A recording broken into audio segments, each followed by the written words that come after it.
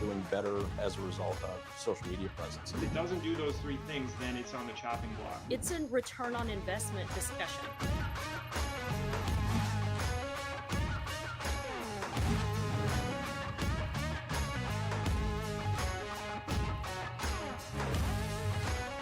Hey everybody, welcome back to another edition of the Daily Dealer Live. I'm your host Sam Dark, and this is the space where automotive comes together. Thank you for joining us. Whether you're a dealer, a vendor, or someone just passionate about where automotive is headed, you are in the right place on this Friday, October 24th. Thanks for joining us. Let's dive straight into today's news. First up today, General Motors says it's phasing out Apple CarPlay and Android Auto from its vehicles, electric and gas-powered, as part of a broader industry shift toward in-house infotainment systems. CEO Mary Barra confirmed the move in an interview with The Verge, saying GM will fully transition its own native software experience by 2028, built around a new centralized computing platform. That system will include a Google Gemini-powered voice assistant and a suite of GM-built apps designed to replace traditional phone projection. And analysts say it's all about control.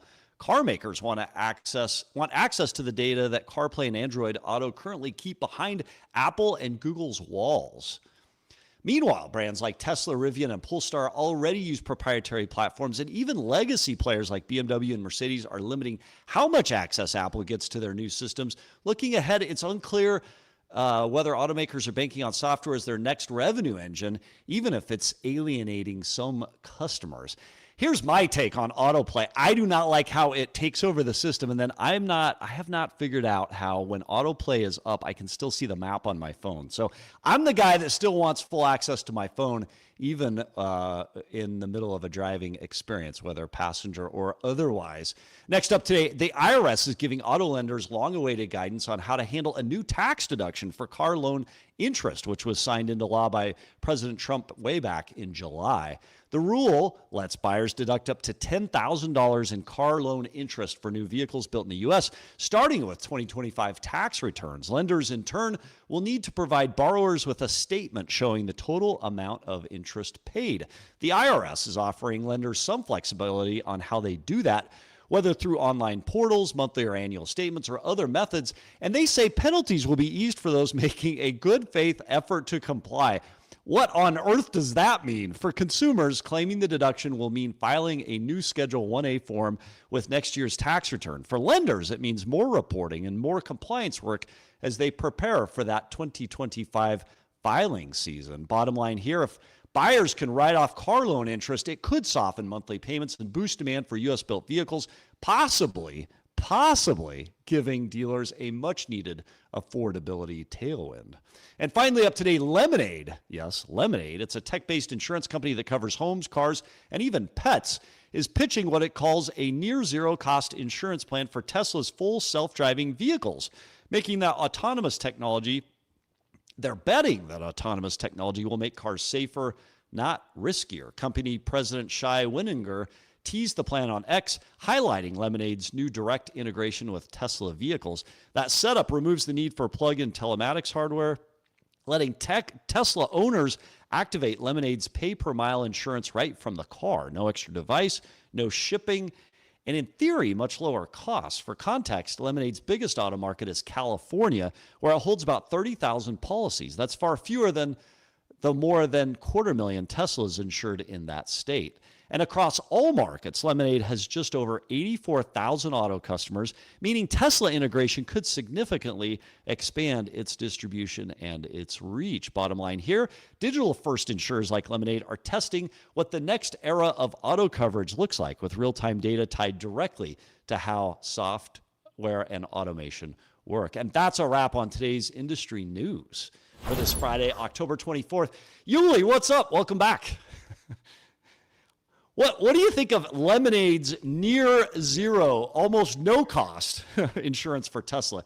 That to me seems crazy and interesting. Yeah, I think it's super interesting. Yeah, I wonder how it would play out too, because I mean, are those cars going to be fully autonomous all the time? You know? Right.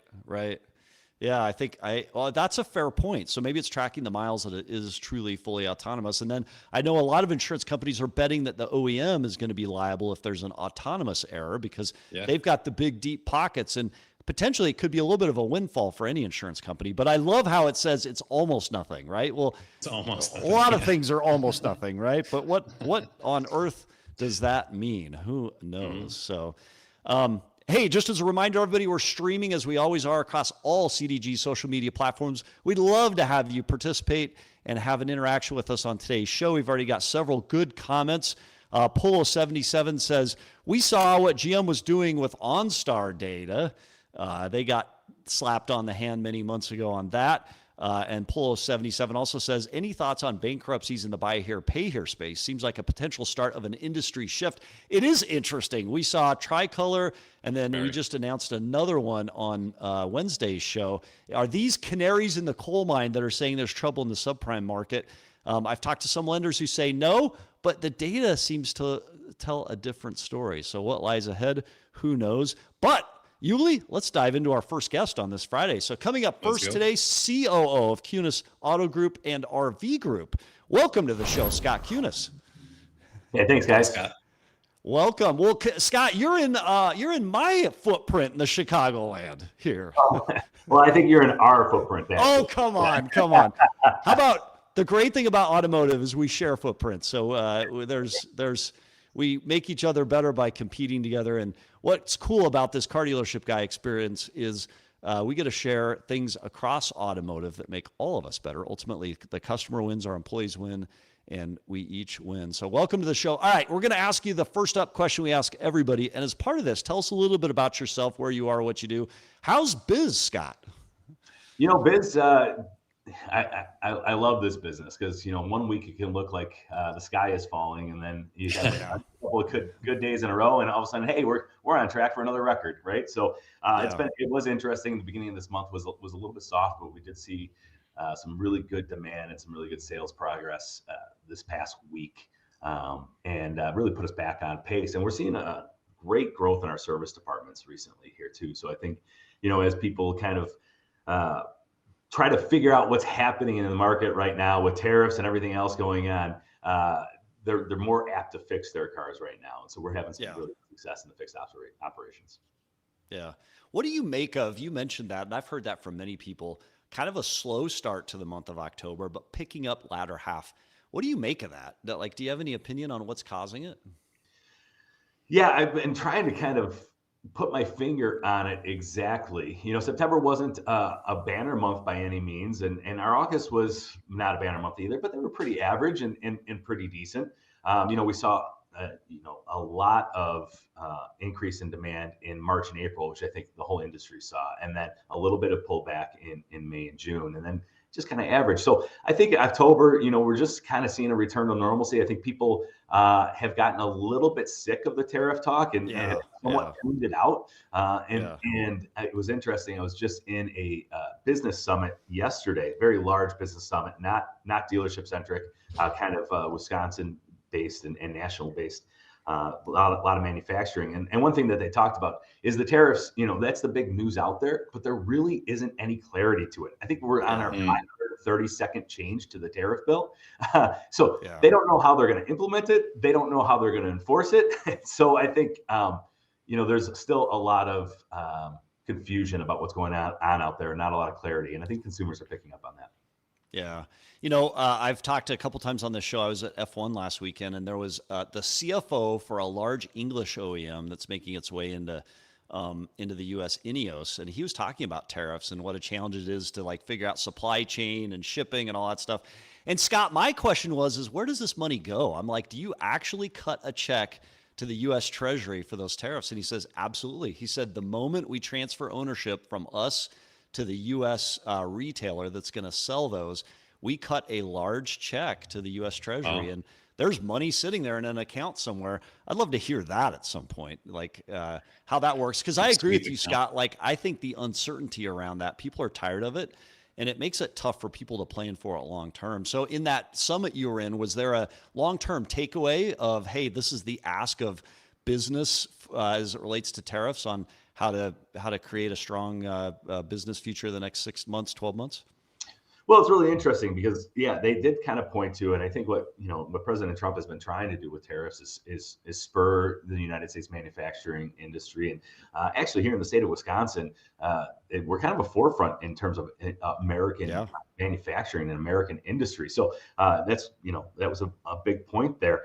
But what's interesting is, you talk about an automobile coming in and facing a larger tariff. But what we're also finding is that companies, even on an automobile built here is facing tariffs from all over the place. Every single different supplier that's importing something. So they're talking about is it better to actually offshore a lot of that final production, because then you're only paying the tariff once, right?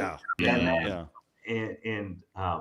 try to pull a lot of that lower capacity onshore. So it's interesting. I think they're all trying to work it out right now. Like I said, there's been a lot of changes and a lot of confusion about exactly how it's happening. There is money there, and what that's going to go to, that seems to constantly change. And the other interesting thing, what we're also feeling kind of the repercussions of is, Trump kind of talked about draining the swamp in his first term, and didn't quite happen in the second term with everything else. It really happened. So a lot of those people that, may have been long-term government employees, and maybe they should have gone or should have stayed. That's your own political opinion. But what's happening now is there's not a lot of people that know exactly how this is all supposed to work, right? Because as a lot of those people were let go or DOGE made those cuts, there's a lot of confusion about exactly how this is supposed to work, and a lot of new people in here. And remember, this is still only the first year of his term. So we're not even through that yet. So there's a lot of things that are happening there, and a lot of confusion.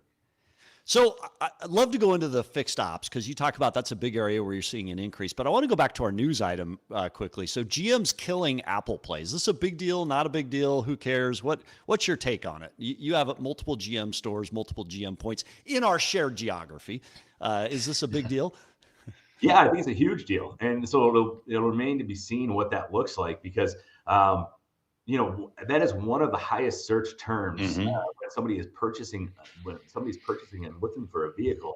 It is CarPlay. They want to know if it has CarPlay, and that's one of our. If something doesn't have CarPlay, it's a problem. It's a problem. Deal You breaker. have to order those, or Android Play, or whatever you want to say, and especially for iPhone users like myself, CarPlay, and I live off of CarPlay. So personally, I'm looking at this going, oh my gosh, I haven't had enough time to really digest the news and see. It always depends on what they shift to, right? And is it going to work? All right, so you're seeing a lift in your fixed ops in your service departments, which is great. A lot of groups are focusing on fixed ops to increase their UIO, units in operation, to kind of lean into increases to make sure that they get the customer back, they get good used trade-ins. What's one or two things you're doing in service today in October of 2025 that is yielding results and helping you see the increase you've got? Well, I think we've had a renewed focus on training and customer service. In reality, that's what it comes down to. For a long time there, especially during COVID and during the supply chain crisis, we were able to kind of get away from that, right? Business was pretty easy. Even in the fixed ops departments, people couldn't get their vehicles, so they were coming in and fixing them, and there was part shortages and whatever else, and it was, things got kind of easy there for the industry, and so as we start to enter, a more competitive market. This is one of the most competitive industries out there, right? And we all, we're all trying to work together to push it forward, but we're all still competing too, right? And we're competing for that customer, and so it really comes down to I always tell people you can't hold somebody accountable to a standard you haven't set, right? Yeah. And so as we start to relook at our training programs, relook at our processes, make sure we're using the newest and best technology we can to enhance the customer experience, whether that be technician videos. So I was going to ask that, Scott. A training of technicians, that's something we've talked a lot about the past several episodes. Dealers treat it different. How do you approach training with techs? Are you bringing somebody in from the outside? Are you doing something internally? What's your process there? Yeah, so we were able to hire, with having 31 auto rooftops and 14 RV rooftops, we were able to hire a couple of technician trainers and a couple of key people out of local trade schools. And they go around and they're, working with training or working with our technicians, training every single day, and they're hitting different stores, hitting different problem areas, working a lot with everybody from the lube techs up to our A techs.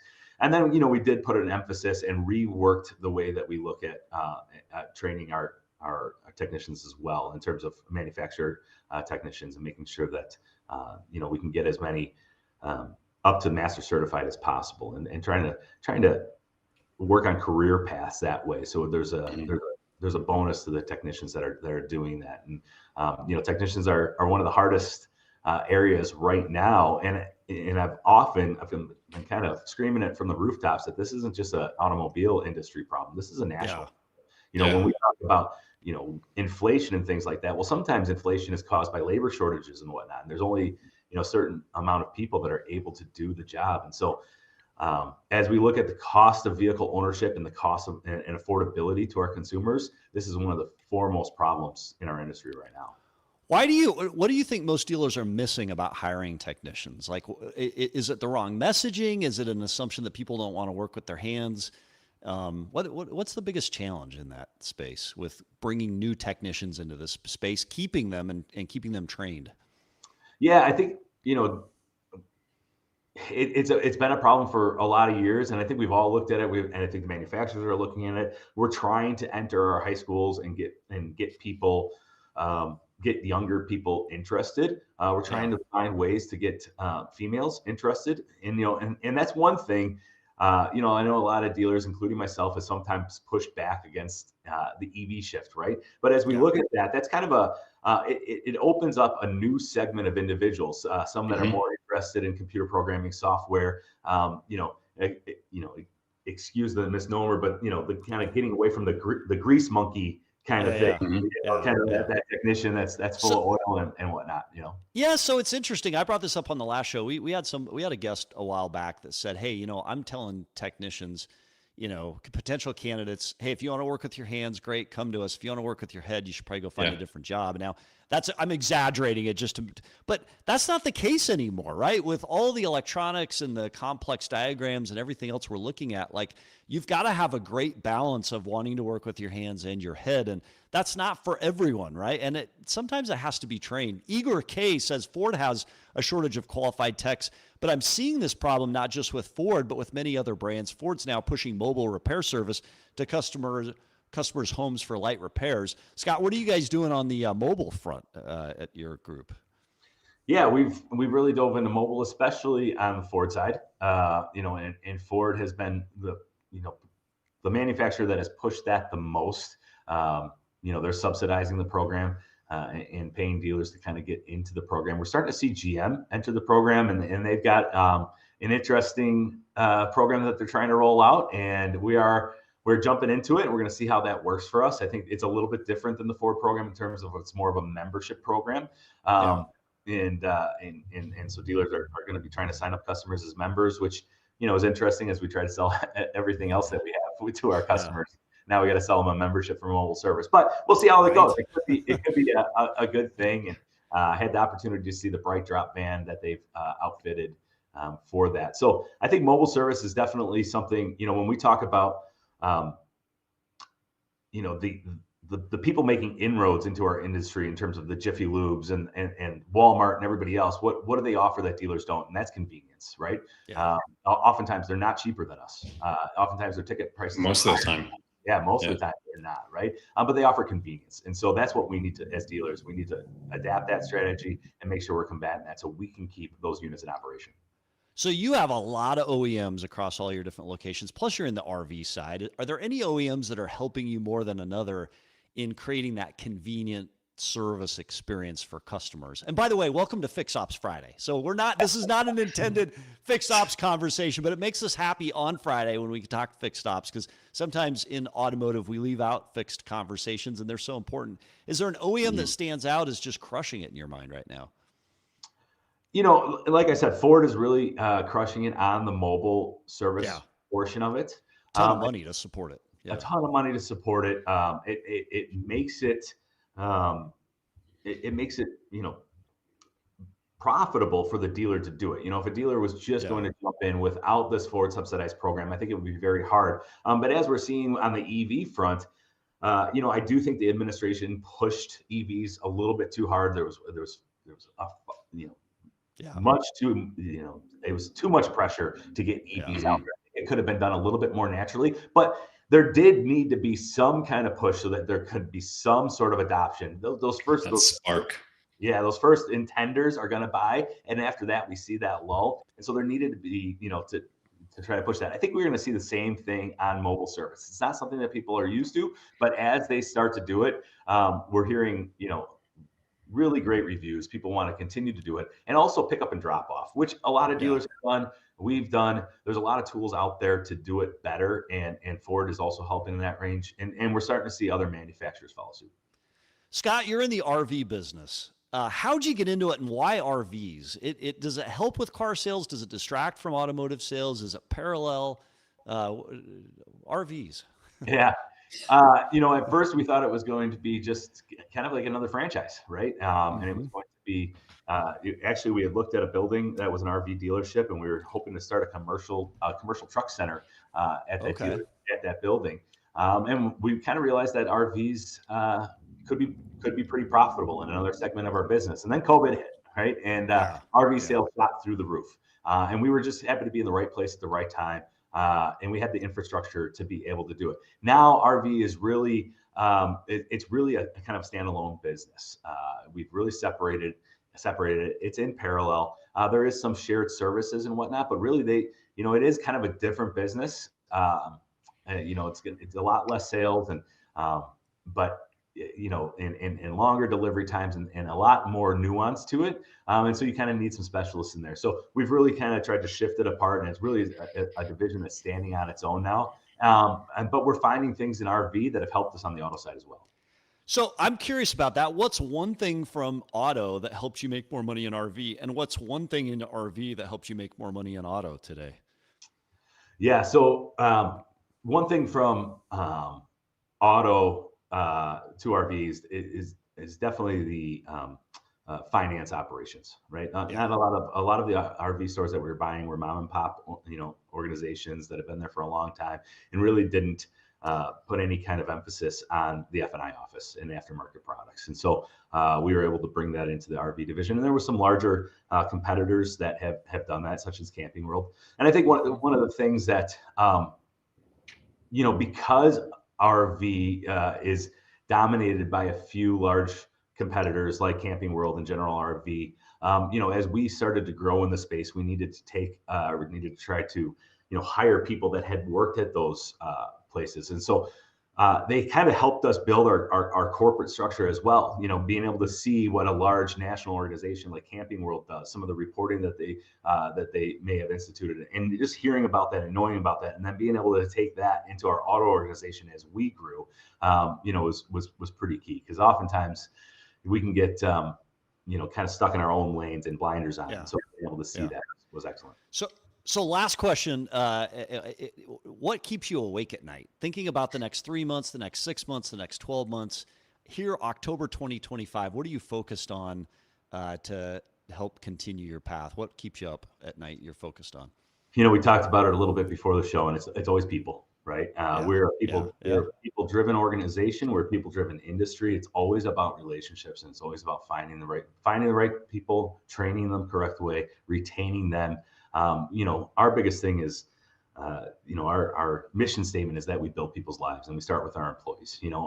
And in this industry, it's often a fallback industry, right? I don't think a lot of people grew up saying, "Hey, I want to be a used car salesman," right? So we're kind of a fallback industry. I've seen every different kind of career and college degree come into this industry, and what's awesome about our industry is it can provide somebody a very lucrative career, a way to provide for the families. And oftentimes we say that we make impacts for generations, because maybe we took that person that might not have had an opportunity and brought them into this organization where they really were able to shine. So that's what it is. As we grow, I feel like, our people funnel kind of gets strained, but it's amazing how many times our people step up and step up to the plate and knock it out of the park every single day. And it's really a testament to our leaders and to our people that they continue to step up with that. So, but well, Scott, that's the biggest thing. Scott Kunes, COO, Kunis Auto Group and RV Group. We appreciate you being on the show, and sometime we need to get together. It'd be fun to meet up sometime in the I Chicago should area. correct that. Like I said, we did kind of separate that. So we do have a COO of RV, and I'm the COO of Auto, but we work together well. Yeah. So I think that got out there from my last biography, so I apologize for that. And I don't want to offend everybody, But you don't want the RV COO job back, huh? You want to stay in your no, like I said, it's a very different business, and we have an excellent gentleman running that division right now. He's made some awesome changes, and he's just an awesome guy. And so I don't want to take anything away from him. Scott, thanks for being here. Appreciate it. Yeah, thank you. Thanks, Scott. That's fun. And it truly is shared geography and all. It is fun how in automotive we work together, we share, and then we compete together. We end up Kunis Auto Group, our auto group, there's shared employees back and forth. Good culture. So let's see talk that automotive overlay of the maps. Yeah. Let's talk automotive mastermind. So top performing dealerships use mastermind to drive loyalty, efficiency, and results because they don't just automate, they activate. Learn more and take their sales efficiency assessments at drive.automastermind.com/CDG. And as always, you can click the QR code here to get more information if you're watching the live show or a video rerun of today's show. If you're in the podcast library on Spotify, Apple, everywhere else, go to the notes and you can click on the link. And huge props to Automotive Mastermind for supporting today's content, including that cool interview with Scott Kunes. Well, let's keep going. We actually have a first time on the Daily Dealer Live. We're going to have not just one, but we'll have two guests for our next segment. So welcome to the show, Ben Markowitz and Truett Dwyer, both co-founder and co-CEO of Clerq. Hey, guys. How's it going? Hey, guys. Yeah, thanks for having us. We really appreciate it. So there was no rock, paper, scissors about who was going to show up. Your co-founders, your co-CEOs, we're both diving into this thing, right? Yeah, we're two peas in a pod. We go together on everything. So I love it. I love it. Well, I'm gonna separate you out just for the first couple of questions. So Ben, let's start with you. Tell us how's biz, and as part of that, just tell us what is your biz, and then what do you both do in the world? Absolutely. So I'll start with what we are, because not everyone knows Clerq. Although more dealers know Clerq now than they did a year ago, that's for sure. But we're basically like a Venmo or Zelle for dealers. So we make it really fast and easy for dealers to accept a payment directly from the customer's bank account at low cost and with no risk. So, we are helping cut card fees, we're helping close sales faster, and overall just make a better customer experience for customers coming into the store. Now, in terms of, sorry, go ahead. Oh, no, go ahead. I was just going to say, to answer your question, how's business? So, your last guest was saying October's kind of been, an average-ish. Beginning of the month started off slow, average-ish type of month, but overall, we're growing just incredibly quickly through onboarding new stores. So we do see a little bit of that volatility through the month, but in general, we're trying to grow very quickly, and that's really coming just from onboarding new dealers. So what did you both see in happening in dealership payments that made you think, hey, we can fix this? What was the problem that you saw we can do better than currently exists? Absolutely. So Truett and I, we actually come from a payments background. We've been in and around fintech and payments our entire careers.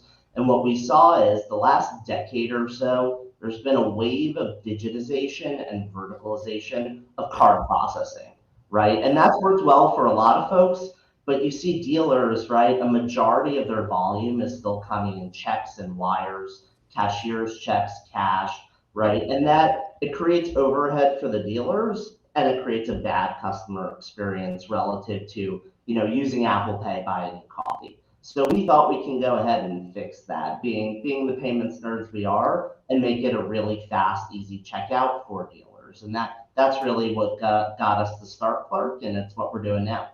So you convinced somebody you could do it because you just raised $21 million in funding, Truett. Maybe talk a little bit about that. What led to that, and how did you, where'd you get this funding from? Yeah, so we announced our Series A funding round yesterday, which was led by 645 Ventures, which is a top fund here in New York. And in total, as you've mentioned today, we've raised $21 million from 645, First Mark of Shopify fame, Fika Ventures, and other leading funds. And in this round, we actually also brought in some strategic partners like Friedkin, who you guys probably know from Gulf States Toyota fame. Gulf States. Yeah, exactly. Yeah, but they have some excellent dealerships around the country. And as a customer, they really got to see Clerq in action, which I guess is the best kind of diligence you can do. So we were really happy to get their stamp of approval and have them join in on the round. I'm super curious. You saw the need, you created a tool, and you went to market. Like, do you start calling these venture capital companies and say, hey, we need funding? And then what are you going to do with the $21 million to scale up operations? Truett. Yeah, so I'd say, when we started, it was going out to market, and you know how it works in dealership land. You need to sign up the first small independent dealership, get them on board, prove out traction, and then that opens the door to the next, call it franchise store, which leads to your first dealership group, right? And you kind of work your way up through, because dealers they're a space where social proof is paramount. And you need to go out, you need to meet the dealers where they are. They don't want to be, hit up on LinkedIn or cold called or cold emailed. So it was really about going out and step by step, building that social proof, building that traction. And I think the product was resonating really loudly with the dealers that were using it. And thankfully, they were able to recommend it to others. And we just kind of had this groundswell, which built up over time and led to all the traction that we've had and the success and the growth that we've had. So why not grow on, and I'm just curious about this. You've struck a nerve, or you've tapped into something that is a need in automotive. What are you able to do with the 20 million to scale? Is it scaling faster so you can deliver better to the market, or what's the thought process behind raising that? And then what do you do with that to help get your product out there better? Yeah, it's a great question. So it is not an easy product to build. So we're basically building payment infrastructure from the ground up and managing risk in a way that others haven't done before. So there's no clear roadmap. It's you can put a product out there, but is that the best product that you can have in the marketplace? Interesting. So we are hiring heavily on the engineering side, heavy on the machine learning side, so we can approve as many transactions as possible and get people through and make the customer experience as good as possible. So a tremendous amount on the engineering and product side. And then, of course, on the go-to-market side, we've been pretty quiet and haven't really spent a lot on marketing and field sales to date, but we are putting together a field sales organization. We're going to have boots on the ground. So, all the major markets, we can be there, we can be in your store. So Truett, I walk through the door of a car dealership and I encounter your product. Yeah. As a customer, what does my experience look like with your product in the dealership? Great question. So I always like to give a representative example. So let's say it's a Saturday, you're at a dealership, you're trying to put $10,000 down as a down payment. Most dealers today will have a card maximum because card fees are expensive. They cost a dealership We do 1, 2, 3% plus. So the dealer doesn't want to be spending hundreds of dollars to take your card. So what they'll do today is they'll manually orchestrate. So the F&I manager will say, it's a busy Saturday, I'm going to go to my GM and get an exception. The problem there is a lot of times customers run into a daily spending limit with their card. So it gets declined. They're on the phone for 30 minutes trying to get that transaction through. It's a real pain, right? So the F&I manager will typically say, okay, we're not going to do card. We're going to push you to something like cash, check, cashier's check. Those are obviously outdated, manual, clunky payment methods that introduce a lot of friction into the process. So with something like a check, a lot of consumers in 2025 aren't walking around with their checkbook. They might not even have checks anymore. You open yourself up to the risk of a bounce check as a dealer. So the dealer may say to you, okay, I'm actually going to send you out to get a cashier's check, which is probably one of the worst things you could do because then you're sending they're gone. You're leaving the customer. To the bank. And the B-back bus never comes back. yeah, exactly. They Yeah. drive past another Toyota dealer. They say, "Oh, let me see what the price on a RAV4 is there." They call their wife. Their wife's like, "Why aren't you home yet? You've been out for 3 hours. Come on, let's do this later." Right. Yeah. So we give the dealer a way to say, keep your butt in the seat. I'm going to shoot you a link. You click it. You log into your bank with your pre-existing username and password. So you're not signing up for anything. You're not downloading anything. You're not applying for anything. You're simply connecting your checking account and clicking pay. And then what we do for the dealer is we give them that instant authorization and that instant guarantee so they can get that customer through that process in 30 to 60 seconds, provide that instant guarantee, and let them drive off with their car that day. Is the portal white labeled? Is it branded dealership, or is it just the Clerq name on it? What does it look like? Great question. Truett? So we set up a portal for each dealership that comes on, and it will be white labeled. So the customer's getting that text link from that dealership, which helps them with, a sense of safety, security as they're going through that process. They're getting it branded with the dealership's colors, the dealership's logos, and they're sitting there with F&I manager who says, "Hey, look, we're not going to send you to get a cashier's check. We can just pull that money right from your bank account, and I'll shoot you a link to do that." So does it create any complexity where you're involved in that transaction if the customer gets buyer's remorse or something like that later on, says, "Hey, never mind, I want to cancel this 24 hours later." Is it already done, or how does that work in your world? Yeah, so we are providing that full instant guarantee to the dealership. So we're giving them that instant authorization that the transaction is there and the funds are good, and we'll transfer that money out to them. And then in your model, is there a fee to the dealership for the service? Does the customer end up getting charged? Like where does the revenue generation for you end up coming from?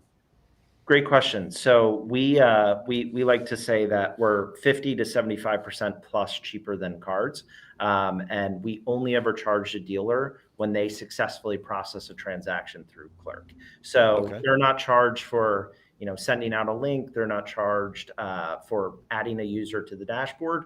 We really only charge them when they successfully process a payment through us, which from their perspective it's always a net positive ROI because they're only using it when it's a positive return for them. And then it's a fee of a fraction of a percent or something like that on the total spend, or is it a flat type charge? It's a percentage based fee, exactly. Yeah, that makes sense. We're seeing a ton of fraud in payment processing and a ton of fraud in the payment space. Does a tool like this have systems and processes that help prevent that? What are you seeing there? Yeah, that's what the capital goes to, right? That's why we did the round is we spend it is a core function of what we do is filtering out that fraud, making sure the person who you think is buying the car is the one who's actually buying it, and their bank account reflects that, right? They're not using someone else's bank account. So we do that in real time, and that's what we're investing in, right? Making sure that we can approve as many good transactions while filtering out those fraudulent transactions. In fact, it seems like, Truett, I'm sitting here with a cashier's check and I'm wanting to validate and confirm that these funds are good. Your login and payment confirmation is better than that paper cashier's check where I call the bank and say, "Hey, this is a good check," right? So this really is a little bit of a fraud prevention play. Yeah, a lot of the times, I know we described it up front as Venmo or Zelle for car dealerships, but a lot of the times we'll tell people, think of it kind of like a digital cashier's check. So you're providing that not only net better customer payment experience, but you're also helping with low cost and no risk. Well, Ben Markowitz, Truett, Dwyer, both co-founders and co-CEOs of Clerq. I'd love to sit and talk about how you do co-CEO. That'd be fun. We appreciate you both being on the show, sharing your perspectives on this new product and your recent fundraise. Props to you on that. Thanks for having us. Thanks. Yeah, how do you both do CEO? I would be fascinated by that. But it is interesting. We do see so much fraud and theft in the world. I love the idea of being able to say, "Hey, don't bring me that check. Just log in, transfer go through the process, and you have some peace of mind." That's kind of a cool and innovative thing. Sure. I wonder why did nobody think of that before? I guess my question would be also for the consumer, how are they feeling about linking the account? But if they're familiar fair. with, Yeah. Venmo and Zelle and things like that, it's probably, comfortable. Every now and again on Venmo, I'll get an error and it'll say you have to relink your account through, I think it's Stripe or something like that. And the first several times I got that, I actually thought it was fraud. Somebody was trying to get into like a scam or something. Yeah, when it comes to payment processing, I think people are super concerned about putting password, username in. You're linking your checking account. I mean, that's scary. But I also think that's why maybe it's a good play to do that branding. If you put your auto group name on there, and then they've got some sort of fraud prevention, pretty cool. All right, let's keep it going today. Let's now turn to Alex Lawrence, CEO and co-founder of EV Auto. Alex, welcome to the show. Hi guys, good to see you again. Hey, Alex. Good to have you back. So, number 4, I think, right, Sam? Yes, I think so. Yeah, we're excited to see you at NADA coming up here in just several months. As always, it's good to catch up with you wherever we can get you. So actually, let's ask that. How's biz and where do you come from right now? I know you've got a new location in Nashville, but how's biz? Yeah, steady. Back to just normal, profitable, steady growth, kind of the old days, if you will. The Wild West is over. And I'm sure we're going to talk about that. And then Nashville, we're remodeling a dealership. It'll open in January. We've got a trailer, but actually we're selling cars, which is really encouraging. Awesome. What's a big learning that you've taken away opening the Nashville location? Like you went from your Utah footprint where you knew business, you understood the environment, you had all your contacts and people. You teach at the university at Weber State there. What did you learn moving to Nashville and setting up shop there?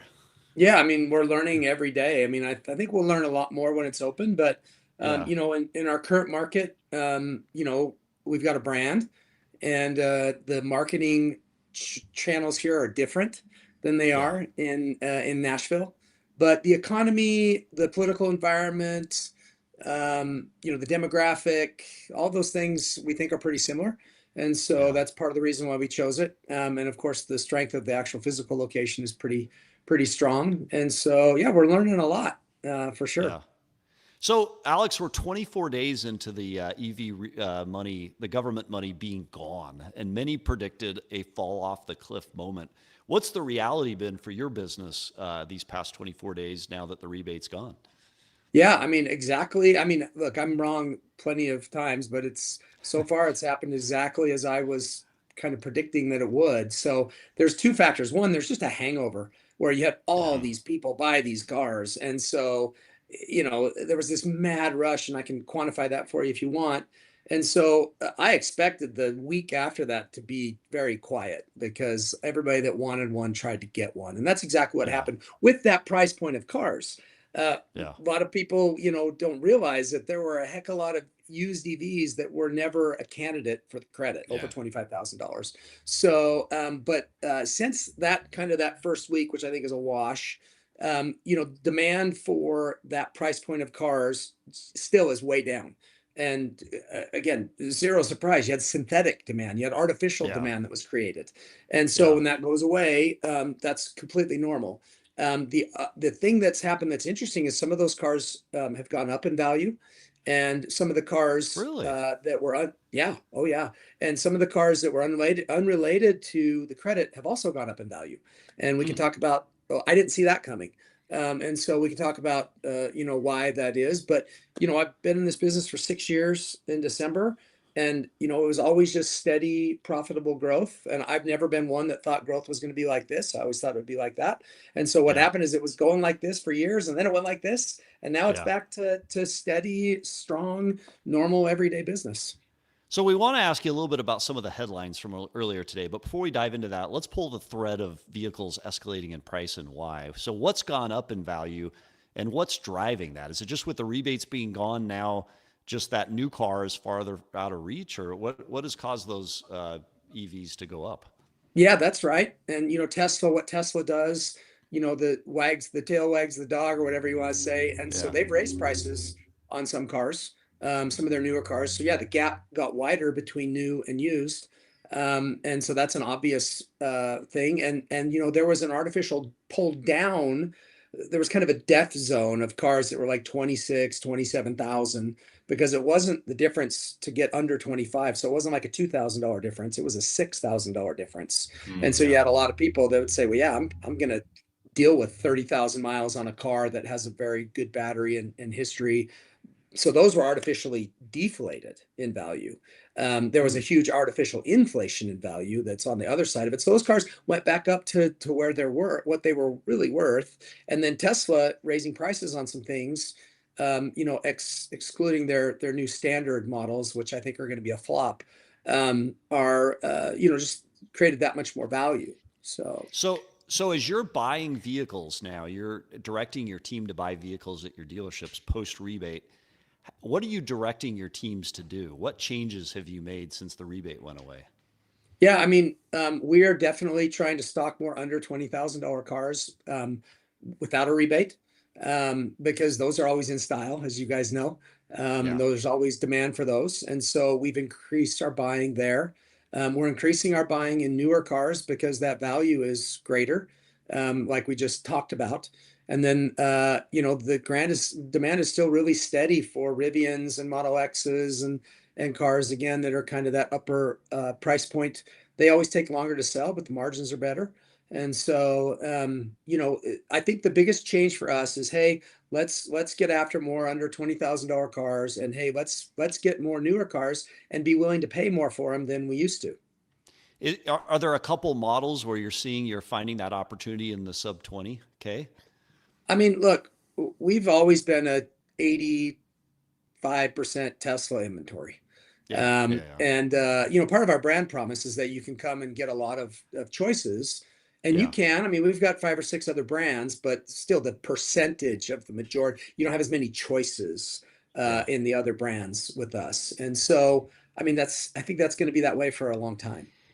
Alex, what do you make of this Lemonade headline that we talked about today? So Lemonade saying basically it's virtually free, which I love that. That's a great line in car business. What are they doing here? Is it a marketing play or is it real valuable insurance as an option for your customers?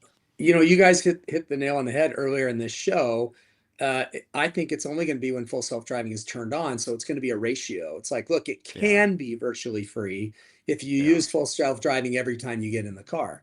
And that makes actually perfect sense to me from an actuarial math point of view, because the data shows that self-driving is safer than humans.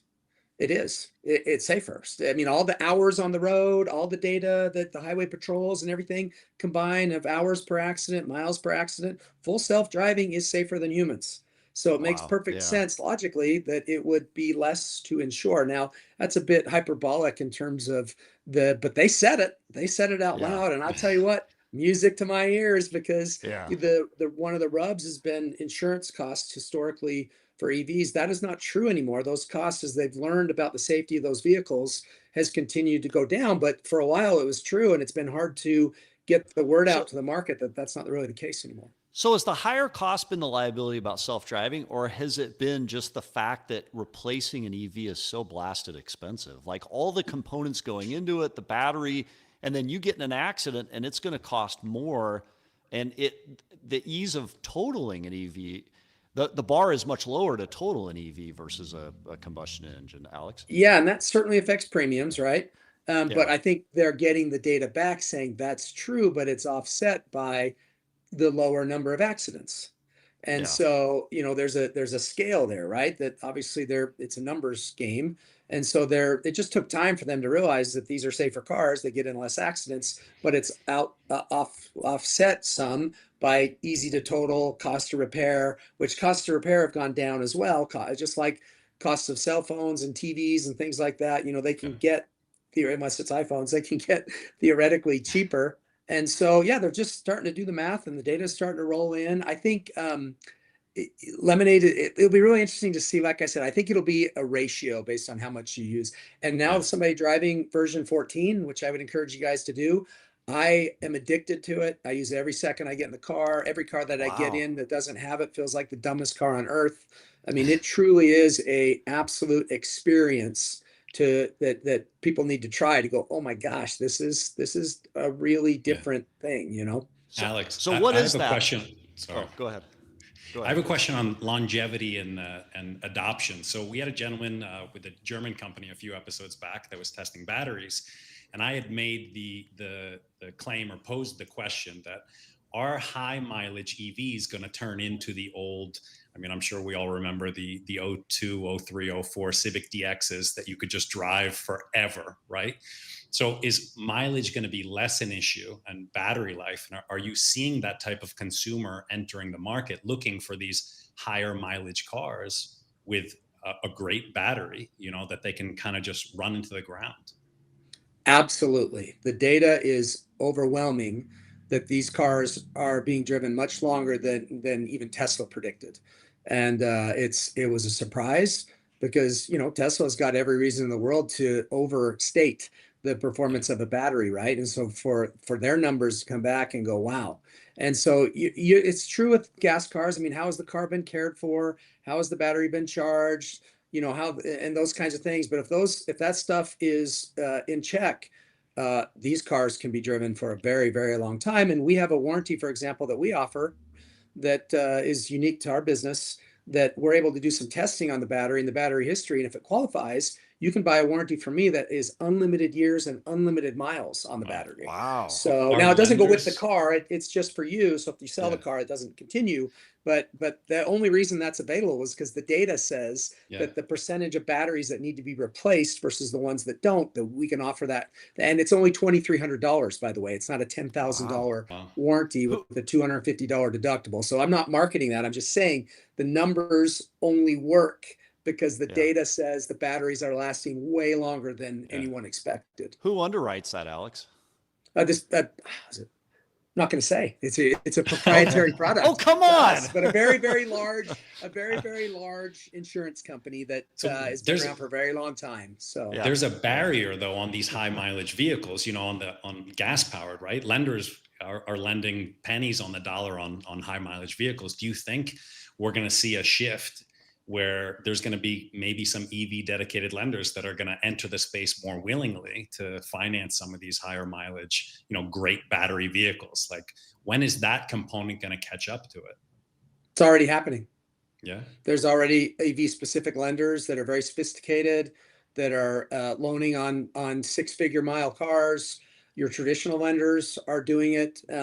Some, depending on the kinds of things that we can share with them. We are the beneficiary of having been first, largely that we're going to do some beta tests with different insurance companies and finance companies because we've got enough data to say, hey, you should try this with us. And so, but it's already happening, and that's a really smart insight. It's on its way. Awesome.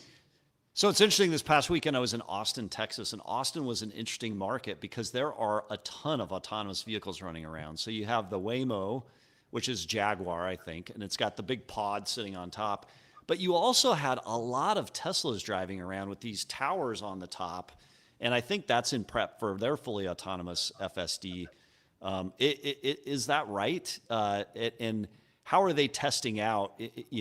I know last time you were on, we talked about autonomous Teslas and how there will be a day where an owner of a Tesla can just put their vehicle in the fleet and it will generate revenue while you're not utilizing it, and then it'll come back home. Do you have any insights on how that's progressing? Yeah, I mean, so in Austin, robotaxis without anything on the roof and without anybody in the car is happening on broad scale. Their footprint has gotten larger and larger and larger. And now it's happening in California, and they're testing it in other markets. So I think you're going to see rapid expansion of that. I'm a little bit in the minority in that I don't think that's going to have a huge impact on people putting their cars in the fleet, because if you look at rideshare, if it translates to that, they're really busy kind of the same times, Friday nights and and so I don't think it's like your car's just going to be getting used by other people all day long while you're at work. I just don't think that's going to, and I think it's going to take quite a while. It's going to be like a lot of other trends and innovation. It's going to be coastal. And it's going to be big cities where people don't own cars as much already. And taxis are really popular and rideshare is really popular. And it makes perfect sense to me that robotaxis are going to be highly adopted there because one, they're more comfortable theoretically and historically with adoption of new technology. But also, if you look at some of these numbers right now of what robotaxi costs versus an Uber, it's shocking the difference. I can't remember exactly what it is, but it's like $1 a mile versus 20 cents a mile or something like that. It's a dramatic difference. So when you've got these early adopters, people that already like Teslas and other things, and they can save a bunch of money, I think you're going to see robotaxi go boom all around these big cities. That's interesting. You know, it was odd seeing all these vehicles driving around with no driver in it. I bet. And my son, who's a senior in high school, you know, we were watching this. We actually tried to hail one, but you have to do it in the Uber app. And you can't request it. You can't request it. It just is kind of luck of the draw, and we were never lucky enough. It'll to actually probably get stop one. if you step in front of it. But well, maybe. But hey, wait. But we had this debate. Nate and I had this debate. We're like, will people prefer to drive, or will they prefer to just be driven around?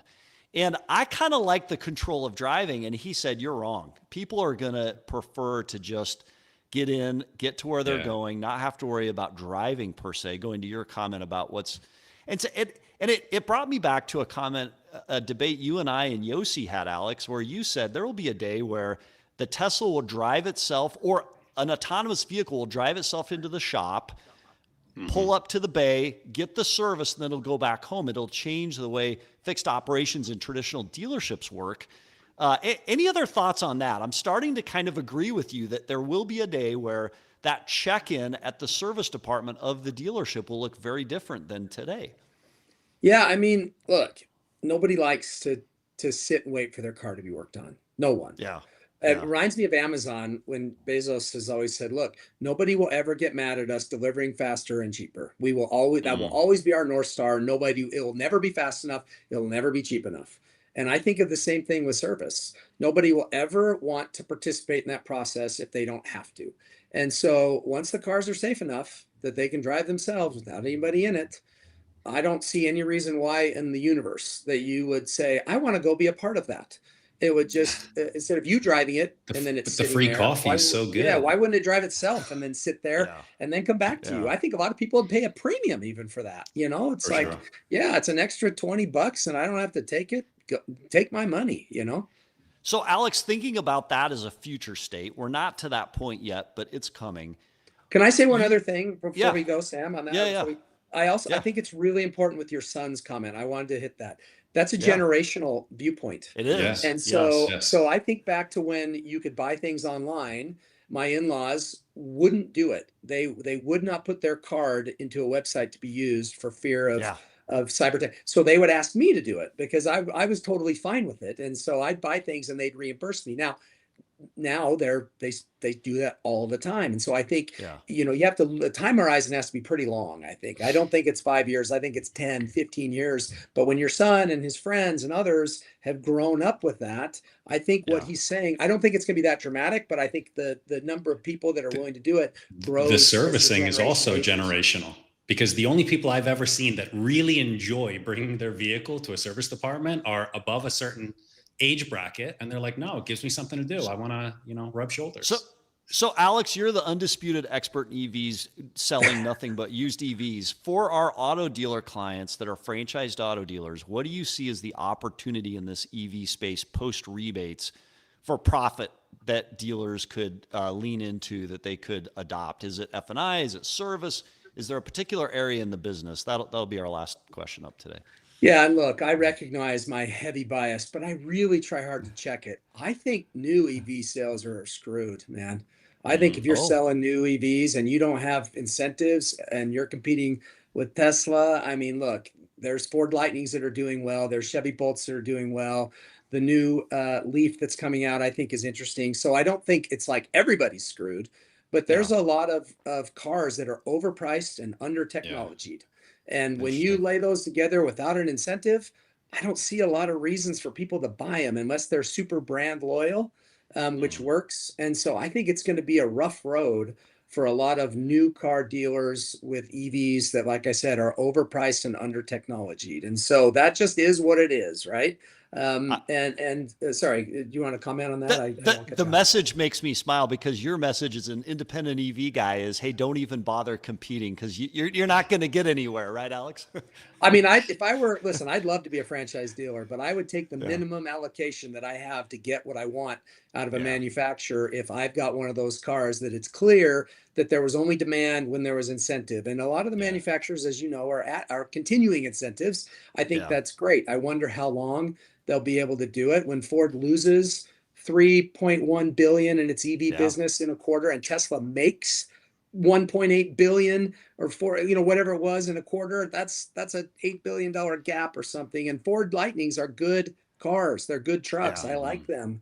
And so there's that. But with used, I've said this forever and I'll say it again. Be all in or be all out, man. Take them on trades and wholesale them and get rid of them and make a few bucks, and have some people that understand how to value them and can at least talk about them, or dedicate a couple people to used EV and trades and charging, and have a charging solution for people and commit to that. On the service side, our service business is booming. I mean, we are full all day, every day. I wish I had to build a bigger service center. My mobile business in Denver, it's taken me about 6 months to figure it out because it's really just getting the word out because the value proposition is high. We come to you. We offer the same warranty as Tesla. We offer the same price as Tesla. I've got certified Tesla mobile techs that worked for Tesla working for me now. But once we've got the word out now, guess what? Busy, booked. Wow. Going to add another truck and trailer, opening up Orange County soon. And so I think there's a real opportunity there, but I recognize I've got an advantage. I don't have a gas service center that I have you're to ahead. well, I don't have to change or modify or invest. So I recognize that it's not just as easy as, well, you guys should do EV service. And so, but I think ignoring it is probably a mistake. Yeah. Well, Alex Lawrence, CEO and co-founder of EV Auto, we absolutely, as always, appreciate you coming on the show, even this fourth time. Thanks for being on the show today and sharing your perspectives about all things EV post the rebate, which has gone now 24 days. Thanks, Alex. We're staying in business, guys, to get the word out. So let's go. That's right. Thanks for being Alex. here. Thanks, Alex. Thanks for being with us. That's a fun interview, by the way, because, he's continuing to win and he's put all his cards on the table in EV. So it's going to be interesting to follow up with him to see what the normalization of the market looks like in the coming days, weeks, months, and years. Yeah. Speaking of which, to our Daily Deal Alive audience, thank you for watching Daily Deal Alive, where we break down the biggest moves in the car business as they happen. Don't forget, we're here live every Monday, Wednesday, and Friday. So if this is your world, hit like, hit subscribe, turn on those notifications so you never, ever miss a beat. We've got our used car roundtable. How do you price? How do you buy? Tech or gut? Coming up Monday. We'll see you next episode, everybody. Thanks, guys.